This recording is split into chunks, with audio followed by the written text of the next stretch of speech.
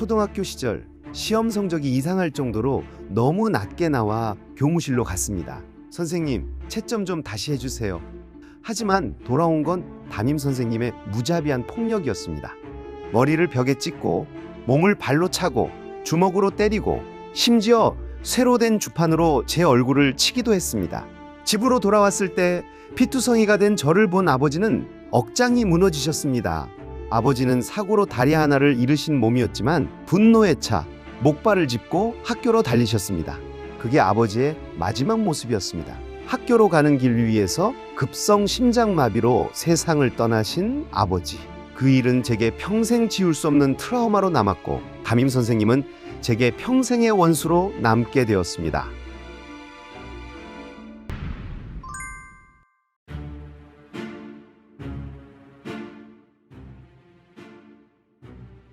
담임선생님의 폭행을 당한 제 얼굴에 모습을 보고 얼굴에 주사나를 빼면서 오열하다고 다리 하나 없는 분이 학교를 쫓아가다가 결국은 돌아가셔 버리는 사건은 저에게 정말 너무너무 힘들었고 어린 초등학생이 감내하기는 너무 어려웠던 상황이었습니다. 중학교, 고등학교, 대학교 다니면서 울분과 분노, 아버지를 돌아가시겠다는 어떤 고통 이런 게 많이 힘들었죠. 그런데도 불구하고 저는 한 번도 그분이 그렇기 때문에 선생님들이 훌륭하지 않다, 학교가 문제다라고 생각을 해보지는 않았습니다. 선생님이 되었을 때 남들은 다 인문계나 중학교 과정으로 가겠다고 했지만 저는 실업계를 가려고 했던 때는 가장 힘들고 어려운 아이들이 많은 곳이 그 당시에 실업계, 지금 전문계죠.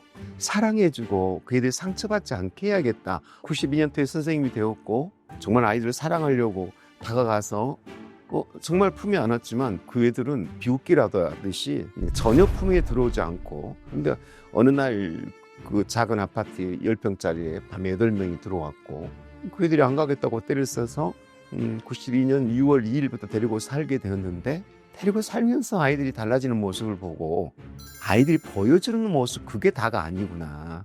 그 내면에 있는 이걸 잊지 못했던 나한테 문제가 있네.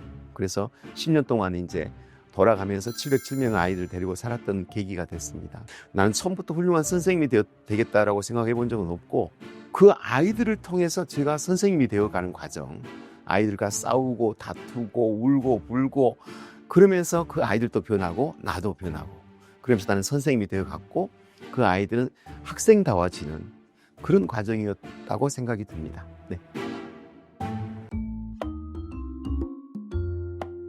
그 별도 없는 아파트에 애들이 문을 두드려서 열어봤더니 우리가 그 교복을 입고 있는 거예요. 두 분이 선생님 반이잖아요. 그런데 왜 왔어? 그냥 놀러 왔어요. 근데 애들 입에서는 술 냄새가 나고 담배 냄새가 풍기면서 12시가 넘었습니다. 그러니까 내 아내가 자다가 벌떡 일어나서 이게 뭐냐, 미안하다, 애들이 온 것 같다. 수박을 이렇게 썰어줬어요, 애들한테 8조각을. 근데 그 애들은 수박 씨를 또 아무데나 뱉는 거예요, 허공에다가. 아내가 얼마나 즐겁을 했겠어요. 그리고 또 그날 저기 또 왔어요. 왜 왔니? 하룻밤 더 재워주세요. 왜 집에를 안 가는데? 집에서 쫓겨났어요. 왜? 부모님 폐물을 바라다가 오토바이를 샀어요. 하루만 더 지어주세요. 그 애들이 계속 오는 거예요. 일주일째 정도 계속 오니까 내 아내가 파출소에다 신고를 했죠. 얘들 정말 좀 데려와 주라. 근데 애들이 애원을 한 거예요. 쌤, 여름방학 할 때까지만 데리고 살아주라고. 쌤, 우리가 잘해볼게요. 그래서 데리고 살았고, 데리고 살면서 그 아이들을 자세히 보니 우리가 아이들을 쳐다보는 눈이 너무나 잘못됐다는 거.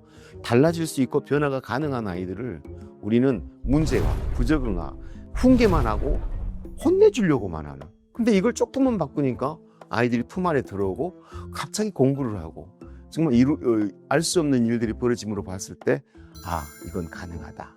지금 이 애들한테 필요한 것은 인정해주고 사랑해주고 방법을 찾아줘서 자기들이 뭔가 이룰 수 있다라는 그 동기만 가지면 된다. 그 애들은 무한한 잠재력을 가지고 있는데 거기까지만 선생님으로서 역할을 해주면 되겠다라는 생각을 갖고 아마 시작하게 됐던 것 같습니다. 그 아이들을 10년 동안 707명을 데리고 사는 동안에 엄청난 비난을 받았습니다. 저 미친 거 아니야? 자기지 10평짜리 아파트래.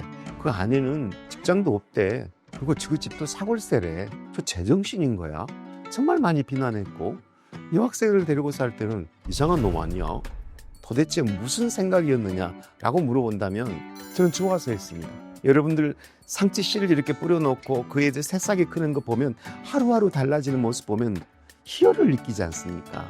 난을 키우는 사람은 난이 크는 모습을 보고도 엄청난 희열을 느끼듯이 이 아이들이 하루하루 달라가지는 모습이 가까이서 보면 보입니다. 아이들은 지금 보이지 않게 성장하고 있는데 어른들은 그 모습을 보지 않습니다. 우리가 눈에 보이지 않는 일들이 아이들 속에서 점점 잠재적으로 커가고 언젠가 꽃이 피는 건데 기다려주지 않는 거죠. 교육은 기다림이라고 저는 생각합니다. 교육이 잘못돼 있다, 방향이 틀렸다, 또 입시이주다, 뭐 이런 이야기 다 빼고 우리가 왜 삽니까? 서로 사랑하고 사랑받고 살려고 하는데 우리는 서로 사랑하고 살려고 하는 것을 가르치려고도 하지 않고 배우려고도 하지 않는 것 같아요. 적어도 저랑 같이 지냈던 애들은 지금도 그렇게 이야기합니다. 선생님, 우리 적어도 남들을 괴롭히는 사람은 아닙니다. 선생님이 우리 그때 이렇게 말했죠. 적어도 다른 사람 괴롭혀갖고 약점해서 어렵게 만드는 그런 일은 하지 마라. 그건 안 된다. 선생님, 그것만큼은 지킵니다. 라고 했던 그 707명의 아이들은 지금도 1년에 한 번씩 모이면 그게 화두입니다. 화두처럼 잘 살고 있다는 생각이 듭니다. 네. 교육청의 생활지도 담당 장학사가 됩니다. 그 생활지도 담당 장학사는 학교 폭력, 성폭력, 자살, 안전사고, 악성 민원, 교권 침해를 맡는 부서입니다. 교육청에. 그 부서는 장학사들이 제일 가기 싫어하는 부서입니다. 거기서 어떤 사람을 만나느냐, 정말 자기 자녀가 그렇게 잘못했음에도 불구하고 교육청에서 와서 악다분히 쓰고 피해 학생한테 사과하지 않고 많은 장학사들이 이렇게 말합니다. 저 사람은 사람이 아니야, 악마야, 전 인간도 아니야, 좀 정신병자 같아.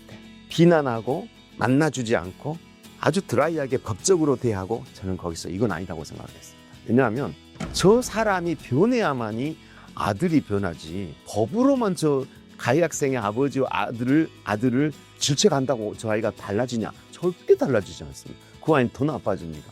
난 이렇게 했습니다. 아버님 마음도 일리가 있는 것 같아요. 아버님이 말한 것도 조금 억울할 수도 있겠네요. 오늘 저녁에 아버님 저랑 소주 한잔 하죠. 제가 살게요. 내가 아이스 브레이크를 합니다. 모든 걸 깹니다. 나 이렇게 살고 있습니다. 나 우리 애들과 707명 이렇게 살았습니다. 당신 아들보다 더 훨씬 험한 애들이었습니다. 근데 이렇게 잘 살았습니다. 라고 제 이야기를 들려주면, 아, 그렇게 변하던가요? 나는 교육청에 와서 화를 낸 것은요, 내 아이에 대한 불안 때문에 화를 낸 거예요. 아버님, 그러니까 이렇게 하죠. 일단 잘못했다 인정합시다.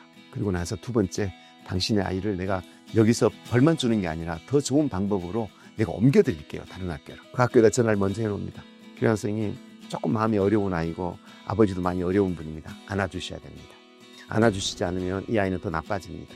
교장 선생님도 안아주시고 담임 선생님도 일부러 안아줍니다. 아이가 변합니다. 그 학교에서 이 아이가 반장을 그 다음에는 합니다. 반장. 담배 피고 선생님 때려버리는 아이가 반장을 하고 달라진 모습을 보니까 아버지가 너무 고마운 거예요. 어떻게 이렇게 변할 수가 있는 겁니까? 그건 아버지 덕분입니다. 아버님이 변했잖아요. 아버님이 지금 아들한테 화 안 내주고 기분이 좋죠. 그게 전파된 겁니다. 3학년 마치고 이 아이가 정말 좋은 삼성에 취업을 했습니다. 거기서 끝나지 말고 야간 대학을 다니라고 하십시오. 그렇게 할까요? 대학 나왔습니다. 우리 아들 이번에 과장으로 승진했습니다. 이겁니다. 이것은 시나리오가 아니라 실화입니다. 악연을 선연으로 풀어야만 이게 풀어지지, 악연을 계속 꼬우면 절대 이건 안 풀어지고 인연을 그렇게 풀어야 됩니다. 관계를 잘하는 방법을 우리 아이들한테도 이야기를 늘 했는데요. 제일 먼저 상대방이 하는 이야기를 절대 끊지 마라. 눈을 마주보고 계속 고개를 끄덕여라. 맞아, 그래, 그런 것 같아. 진짜 그래. 오, 맞네. 이 이야기만 계속 하잖아. 너를 안 좋아할 사람이 하나도 없다. 그런데 우리는 대부분 어떻게 하니? 그거 아니잖아. 반론, 비아냥, 경멸, 저소. 그럼 관계가 좋아지겠니? 제일 먼저는 그 사람의 입장에서 저 사람이 하는 말을 존중해 주는 것이 1번이다. 그 다음에 두 번째는 저 사람이 일을 베푸면은 나는 1.5를 베풀어요. 그게 뭐 시간이든 금전이든 무슨 다른 노력이든 저분이 나한테 이만큼 해줬을 때 나는 이보다 조금은 더 해주고 싶다. 그러면 이 관계는 분명히 지속이 된다. 다음 세 번째는 남을 비방하는데 같이 끼들지 마라. 다른 사람을 비방하고 비판하는데 같이 동참하지 마라. 깊은 적이 만들어진다. 저는 이 3개 정도를 늘 아이들한테 이야기를 합니다. 고개 끄덕여주고 같이 웃어주고 같이 들어주고 그가 일을 하면 1.2 조금만 더 해주고 그리고 남을 비판만 하면 너 먹고 사는데 아무 지장 없다.